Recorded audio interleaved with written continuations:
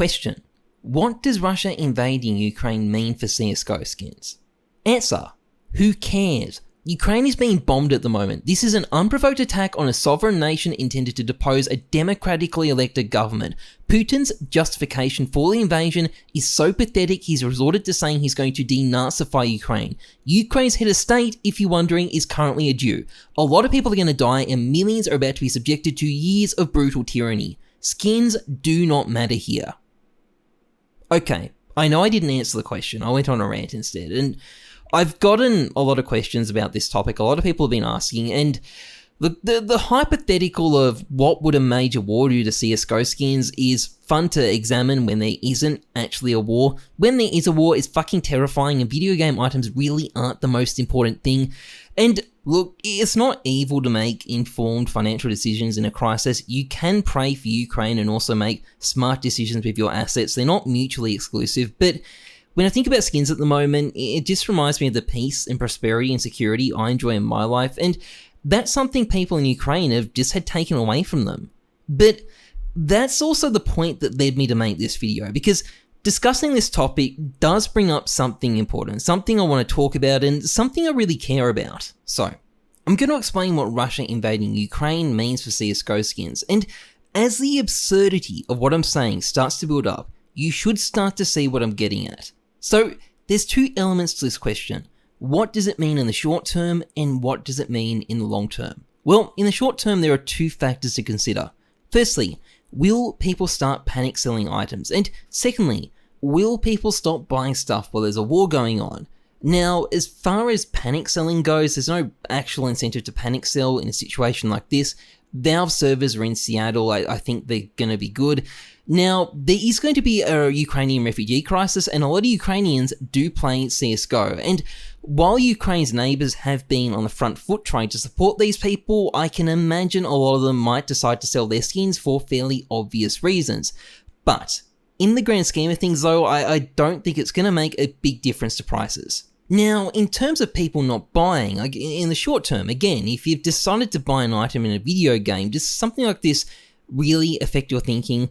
As Zippo pointed out when he begrudgingly tweeted about this because so many people were asking him about it, a lot of the demand for skins comes from China, and I don't really think any Chinese buyers are going to stop buying stuff because they're worried about Ukraine. And anecdotally, I haven't noticed any prices dropping. I mean, over the last 48 hours, I've been recovering from a Moderna booster shot while I've been following the news, feeling sick in multiple ways, so I haven't done heaps of cash trading, but based on what I have done, prices don't seem to have budged. However, long term it is a bit more complicated. There's no real scenario at the moment where Putin doesn't end up installing a puppet government and engaging in some form of military occupation. He says he doesn't want to occupy Ukraine, by the way, but his problem is that there's no way a puppet regime will survive without an occupation. If you don't do that, you get what you call a defeat. So I think, unfortunately, Ukraine is going to be occupied, but in turn, what this means is years and years of violence and repression in Ukraine is almost guaranteed. And that in turn ensures Russia is going to be under extreme sanctions for years to come. And even though Russia isn't a major player in the global economy anymore, you're still going to see global economic turmoil coming out of this. How much? No one knows exactly, but Europe and Ukraine and Russia, which are all countries with a lot of CSGO players, are going to be hit hard. And to put it in the coldest of economic terms, that is not a good thing for asset prices. And by the way, to put it in slightly more human terms instead, a lot of innocent people are going to suffer probably quite a lot. Again, specifics, impossible to know, but it's hard to see a world in which this doesn't have bad long-term consequences.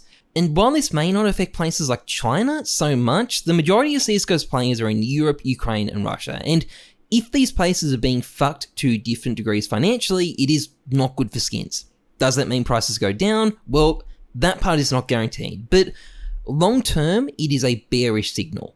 But look, think about everything I've just said. I've talked about a refugee crisis. I've talked about years of brutal suffering and violence in Ukraine, and probably an economic crisis that's going to cause suffering from Spain to Siberia. And this is assuming violence doesn't spread beyond Ukraine. And that is not guaranteed. And I don't even want to speculate about what happens at that point.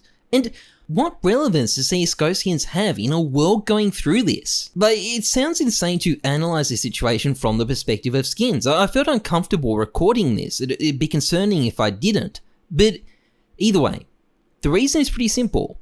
It's because skins aren't relevant here. Skins are a product of an unprecedented era of peace and prosperity across the world, unlike anything ever seen before in human history. There's never been a better time to be alive, a time when you're in a position where you can worry about digital items in your fucking video game. And what the war in Ukraine shows is that one lunatic with an army can potentially be enough to take it all away.